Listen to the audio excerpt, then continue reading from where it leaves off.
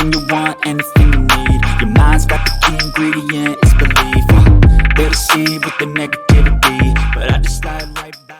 Yo, what's good, YouTube? This is Foggy24K rocking out for the Stupid DeFi channel. I'm not no financial advisor. This is no financial advice. Make sure you do your own research. And I'm telling you. And I'm going to say it again. I'm telling you. And I'm going to say it again. I'm telling you. Do not invest more than you can afford to lose, because it gets crazy out here on these DeFi streets. And there's someone waiting on every corner to take your bag straight up. Yo, what's good, YouTube? What's good?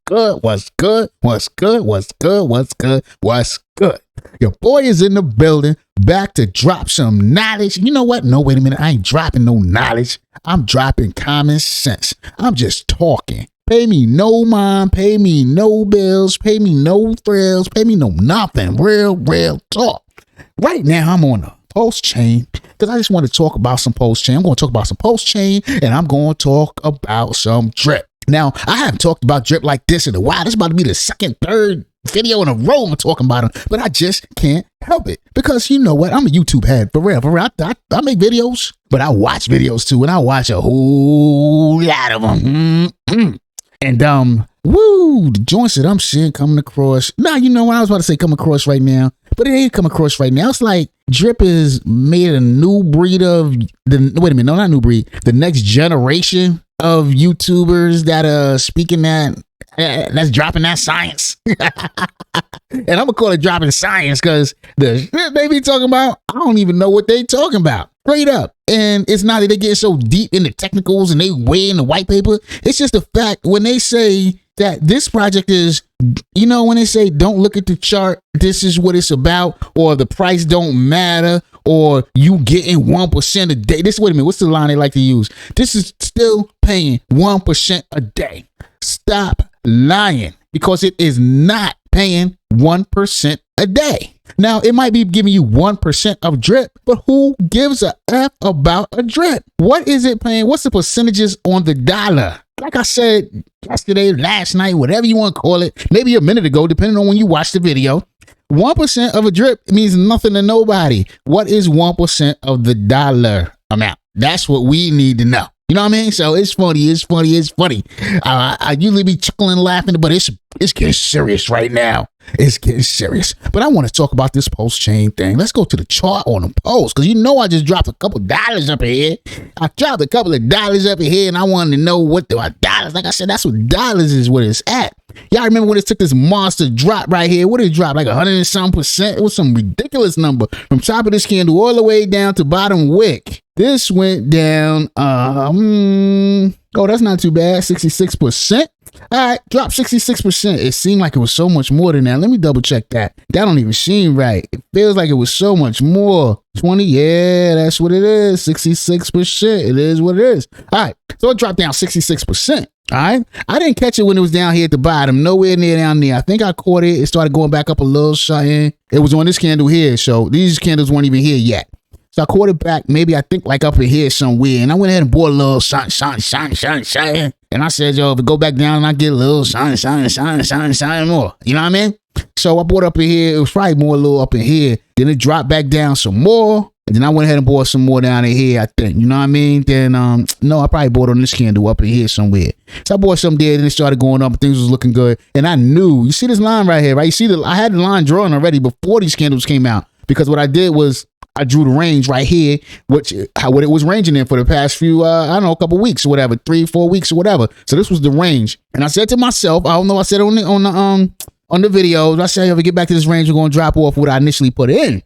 But what did I do? Greedy. You know how we be. We say one thing, we go and do this and that and the third, and then when it's time to make it happen, we do something different. So what I did different is I said, you know what?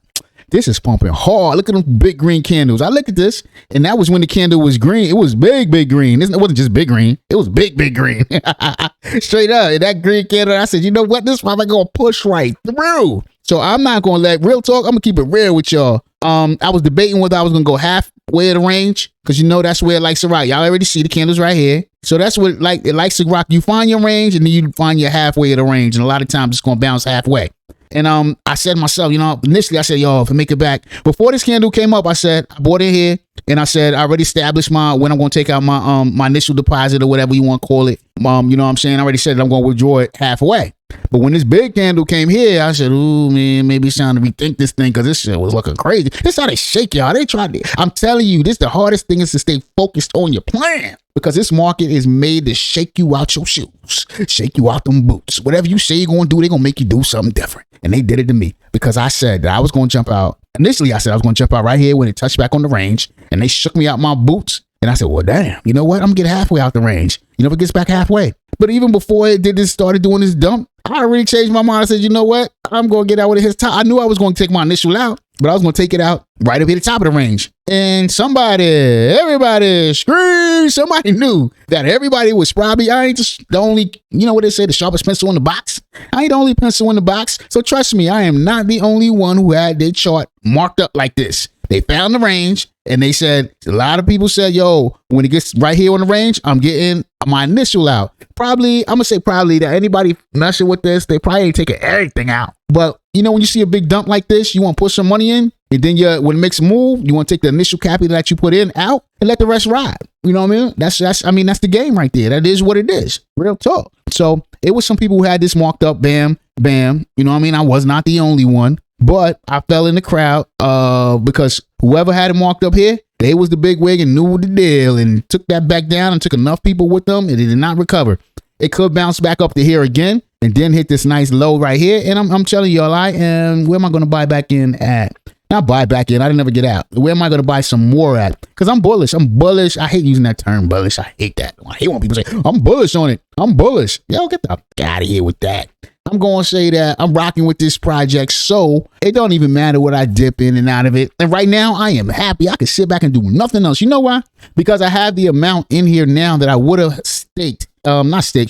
sacrificed back with, I think Post X was 2 years ago. So this sack must have been about 3 or 2.5 years ago. But I missed it. And I was like, oh man, I missed it or whatever. And so I couldn't get in the sack. I couldn't do nothing because a couple years went by before the project even came out. Now it's out. And now I feel lucky. Yo, I believe in this project. I believe in this project. Real talk. I believe it's going to make some people some money. You know what I mean? So, hey, I was able to come back through and get at some sack prices and put the same amount of money in that I would have put in if I was able to sacrifice back 2.5, 3 years ago, whatever it was. You know what I mean? So I'm good with that. Now, so right now, if it makes a move, dipping down, I am going to sacrifice some more. And that's what it looks like. And that is the thing right now. It's two big words right now and what's going on right now, people. I'm going to keep it 100 with y'all. 2 words. Okay. Sacrifice and accumulate. Hear me again. Sacrifice and accumulate. Now y'all saying, what the F is he talking about? Ain't no sacrifices going on right now. The sacrifice phase is over. People want to answer that. All right. The sacrifice phase is never over when it comes to crypto. Get in your head. Understand, anytime you press that send button and put your money into any of this, there is the very, very good chance, 100%, 99.99.3599, you are not getting that money back. And when you realize that, you put it in your head and you understand it, you're going to move a little different. You're going to move a little different. How you flowing going to be a little something different. Silence. Feel me what I'm talking about right now. All right. So once you start moving a little different, when you throw a little something out there, I ain't probably coming back because everything we doing right now, it's a very good chance we ain't gonna see nothing from it a year from now, 2 years from now, maybe 3. People talking about the Bitcoin halving, people talking about the next bull run, and I'm not saying like I do not believe that any of that's going to happen because I do, but it's just a matter of when. And if you are putting money in that you need next week, if you're putting money in that you need next month, if you're putting money in that you need next year, probably not a mistake unless you are super lucky. And some of us are putting in money that we need next week. A lot of us are putting in money that we need next month. And a whole lot of people are putting in money they need next year. And there are going to be a chosen few of that group of people who are going to be able to cash out and be happy. But what do we call that? We call it lotto. Lotto, lotto, lotto. But I'm going to tell y'all on the lotto, real talk, put a little something that you do not need next week. Put in something that you don't need next month. Something you don't need next year or the year after. And then what do they call that? I don't know. So I'm just going to make up. Woo! Foggy 24K, hit that like button, hit that subscribe, hit that notification bell, because we doing it over here on the Stupid DeFi channel. I don't know what they call that, but it sounds like a winning strategy to me, because this crypto stuff, this decentralized whatever, this gonna blow again, and when it blow, you want to have what you got in there ready to make some money, some 100x's, 1000x's, 2000x's, whatever the case may be. You want to be in it to win it, but you want to be able to afford to be in it to win it, because if you don't go in that way, you're going to pull out. You are going to pull out. And you're going to pull out, and when you pull out, you forget about it. But then you're going to come back around 3-4 years later and say, oh man, I remember. You're going to tell stories to your grandkids or your kids or your whatever, your girl, whatever. I threw joints in there. It's blowed. I could have been a millionaire. I'm telling you, I was there. The same story I tell back about, man, I'm mad. Let me get this boot. I kick myself in the mother. I'm just kick myself for real. So I remember seeing Richard Hart. I remember seeing when he was wearing that top hat, looking like a clown. He went from clown looking to a rapper. He said, you know what? The clown look, that was old. That's old. That's old. I got to go into the new look. Shout out to DJ who came through, hollered at me. Well, good luck. Now he jumped on that airplane and my man is out, but it's all good. We wild out, had some fun. DJ was getting it in and be getting that paper for real. But yo, Richard Hart was doing the top hat thing. And he switched over to the rapper because he's Gucci dominant, but he overdid it on the rap thing. He doing his Gucci thing, more Gucci than anybody thought even existed. He doing his diamonds. He got the biggest diamond in the world. He's showing everybody how to do it. You know what I mean? But I said that to say is that, yo, you can't put too much in where you cannot afford to just be able to hang around. Because playing the game of jumping in and out, it might happen here, happen there, whatever the case may be. But whatever they say is a losing game, and I agree, whatever. So a little something there, you could forget about it. I got stuff spread around so many projects now that and everything is dumped so low that I've forgotten. But it's a few focuses, and I got 2 focuses right now, right in front of my face, and that's the post-chain network. So I got some Hex, and I forget that I even got Hex. But I got some Hex now. And you know what's crazy about Hex, right? I don't know if it was a year ago. I think it was maybe about a year ago, whatever. And that was after everybody made their millions off Hex. Everybody blew up Hex. But I went ahead and bought some. And I think about 3x on 4, maybe 5x on my Hex. But that's nothing, trust me. Because people who was really in Hex, they had like 10,000, 3,000, 30, 40,000, they money. They blew that. Now that's blowing. That's ultramagnetic money right there, for real. So my little 3, 4, 5x, that was nothing. That was like in the fall of last year. And I 3, 4, 5x or whatever. Then I took my money out. I don't know why I took it out. I must have needed to pay something, because it wasn't like I was super smart and said, oh yeah, I 3, 4, 5x. I would have stayed in if I could have, but I think I needed that money for something else. So I went on to another project. I don't even know what it was, but I sold my Hex, and I'm glad I did, because Hex struggled after that for a long time to this day. Okay. But feel me what I'm talking about, and what I'm saying now is that, yo, this post joints, I'm rocking with them. I got this post now. I sacrificed for post X. I think that's what I did. I think I pulled out my Hex to sacrifice for post X. And I could say I'm glad I did it, but that's funny. You could look back on hindsight, and it probably really didn't make a difference, because if I'd have never sacrificed for post X and just had my post would have been worth about a little bit of, I don't know, I lost 6 or 7x on it, but I sacrificed for post X, and shit, I'm down the same amount right now. So the world just work out the way it's gonna work out. But what I'm saying is, am I crying about it? Am I upset about it? No, I'm not, because I did not put more than I can afford to lose in there. And I'm in a project that I feel, I'm not gonna say I know, because there's no financial advice, and I'm nobody financial advisor. And if you're taking financial advice from me, you need to go get your head checked out. Real talk, do not get no advice from me. But I just I put it in there, and I said, well, it was 2 years. It was sitting there 2 years. I thought that was gone. So once this project post popped up, I said, oh, it's on the popping, for real. But anyway, let's get back to it. I'll get off track. So like I said, we're here. If this gets down here, I'm going to buy some more posts, because that's what I'm buying. I got all enough post X I want. I don't want no more post X. I'm just buying posts at this point, and I'm happy that at this point I'm able to buy it at a point that is less than sack price. So I'm buying posts down here. If it goes down here another 40% or whatever, I'm gonna buy some more. And if it don't, I'm good. And it'll just hang out. I'm good. Straight up. Now I want to talk about some drip. We done drag some stuff on too long. Too long. Let's get over here on the faucet. We on my wallet right now. I got 17 drip here. Let's go. I got no referral rewards. That is, at this point, you know it is on purpose. Because I am just not, and it's not like I never did a referral reward, so I don't want nobody coming to me saying, yo, you got links in your description, and you against referrals. I ain't against referrals, not at all. But I don't know, it was just, this project just made me not want to do it. I felt slimy. I felt greasy. I just felt like, I didn't like the feeling. So I never pumped, I never posted, I never put up a referral link for this project. Okay?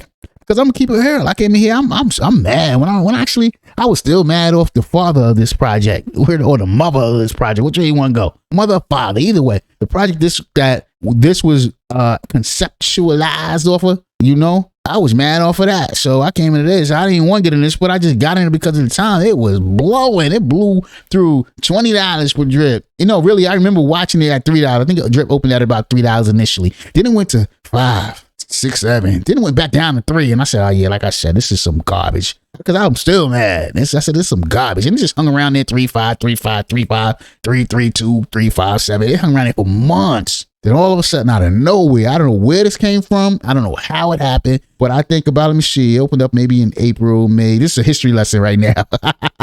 April, May, June, July, August. I think it started blowing like in September. Somewhere. Somebody hit me in the comments if I'm wrong. I think like September something. It started creeping up. Hit that $8, 9, 10, 12. 15, 20. I said, this some bug. This shit is going to dump again. I ain't getting it. I ain't doing it. 20, 30, 40. I was like, wait a minute. Something going on here. 50, 60, 70. I said, I can't take no more. Gotta buy it. Gotta do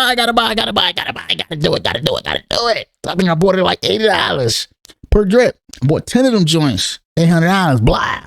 And it was going. Everybody was happy. The hysteria was crazy. Went up to $90. Went up to $100. Yeah, you can't tell us nothing. We're the smartest motherfuckers in crypto. It's blowing. You can't tell us nothing. $100, 120, 30. Yo, I'm balling. But yo, we balling, right? The feelings. Check this out. So I bought it 80, 120. So I'm up, I don't know, 25, 30%. But don't even think about selling. There's no sell button because you put it in the faucet. You know what I mean? You put it in the faucet. So ain't none of that. Okay? And so it's like 30, 40, 130, 140, 150, 160. Yeah, we doing it. So let me do some quick finger math. So I put $80 in, $800 in. So I'd have been doing $8 a day. By the time it got to 160, now I'm doing $16 a day. I'm like, oh, I'm balling because this ain't gonna stop. Back then, real talk. Who was back there then when they was talking about drip going to $1,000 a drip? That was the talk, real talk. They put the blind. Yo, I look back and I say, oh my God, how could I have been such a fool?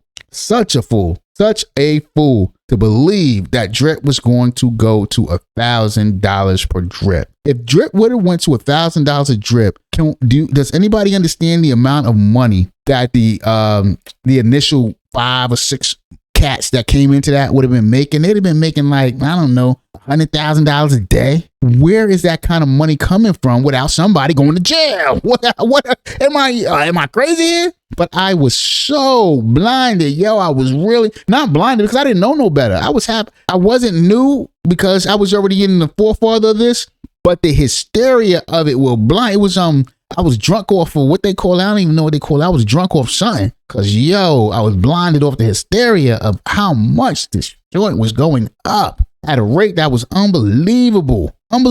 But I tell you, we got smacked in the face with some real reality. When that joint came back down, $150. Oh, okay. Well, that's no problem. It's going to go back up. It do it all the time. $140. What? Okay. Not no big deal. There wasn't no news going on. $130. What? Yeah, I'm telling you, me, and I'm going to say we because I'm sure the rest of us at that time was feeling the same way. This a flashback. I want to just flashback everybody to some history right now, but old school drippers, some OGs, old school drip heads. And when drip came back down to $120 per drip, that's when it started getting real. And some real tough decisions had to be made. But you know what we all realized? There was no decisions to be made. You know why? Because all of our drip was in the faucet. So you could not take it out. But what we did not realize, that there were some people who had a whole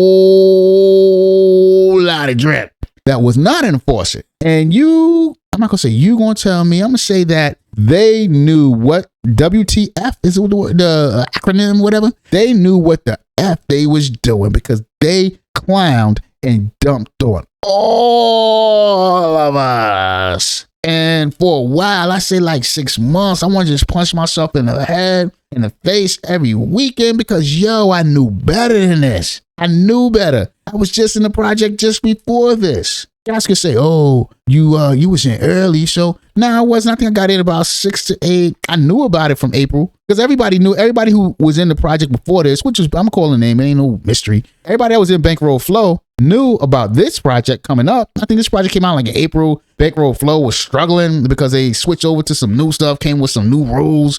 And, you know, a few people came out of the Bankroll Flow and Forex scooped them up. Said, yo, y'all community is good. Let them work with me. And they said, I don't even know what they said. I'm just speculating. But my point is that, yo, I knew better. I knew better. I knew better. You know what I mean? And that's why I remember back in April. But my whole perspective is, man, we're talking about months, couple of months. If I would have not gotten in Bankroll Flow and came into this game on drip, when the drip first started, I'd probably be one of the people right now that is talking about how great drip is. And I don't know what's wrong with y'all, how y'all feel like this ain't right. Because the same way I got in Bankroll Flow towards the end, because people made money off Bankroll Flow too. Don't get me wrong. They made money off of that joint. And then Bank Teller had to make some moves because things, some reason, it wasn't working out. I remember because when I got in Bankroll Flow, initially it was blowing, it was pumping. And then all of a sudden it started dumping. And there ain't nothing you could do. It's nothing you can take out. It's not like you can get mad and take your toys and go home. You know what I'm saying? It's nothing you can do.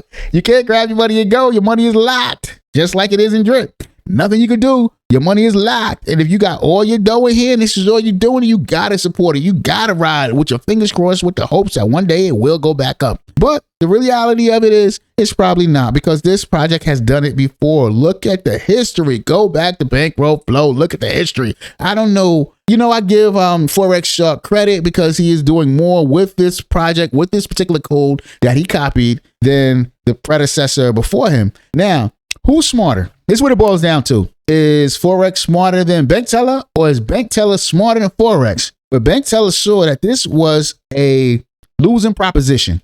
This was not worth trying to continue to build on, and he needed to just walk away from it because that's what he did. Bank Teller had Bankroll Flow, okay, which is the exact same mechanics as drip, exact same mechanics. But Bank Teller did not try to build a whole lot of stuff to try to support Bankroll Flow. Now, is that because he didn't have the ability to? Is that because he didn't have the know-how to? I don't know. I don't know. I could probably find out if I want to spend the time to figure it out and look into who can know what and what school this person went to, how many grades and A pluses did Bank Teller get, or how many C's and D's did Forex Shark get, or how much money this. What do I give a? No, I'm not doing all of that. I'm not doing all of that at all. But what I do know is Bank Teller, he did one revision of Bankroll Flow. He came out with the version 2 or 1.2 or whatever it was called. And then after that, he faded off into the sunset and went over to Binance Smart Chain and did something different. Now, Forex Shark is doing something different. He's built the animal farm. He's built the, it takes a lot of months and years for the stuff to come out, right? And all that. So does that mean he don't know how to do nothing else? Or he's smarter than everybody else? Or is a money grab between him and Bartertown? Maybe Bartertown is the face of the ripoff and Forex Shark gets the money pulled back from him. You know what I mean? Forex Shark is everybody like, yo, Forex Shark is doing his best to build things for the community while he putting Ray and Bart from Bartertown in a position to scoop up all the cash and then they split that joint later.